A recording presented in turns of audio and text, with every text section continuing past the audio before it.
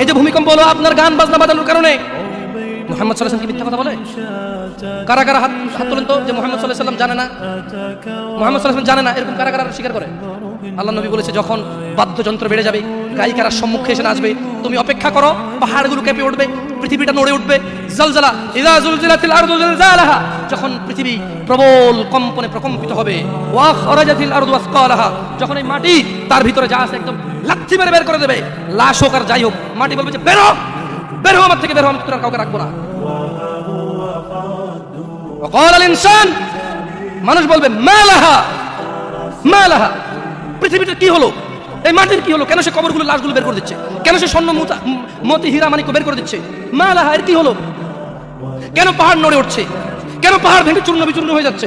মানুষ বলবে মা লাহা, পৃথিবী কি হলো, বিআন্না রাব্বাকা আওহালাহা, পৃথিবী এটা করবে, বিআন্না রাব্বাক, কারণ তোমার প্রতিপালক আওহালাহা, পৃথিবীকে আদেশ করেছে।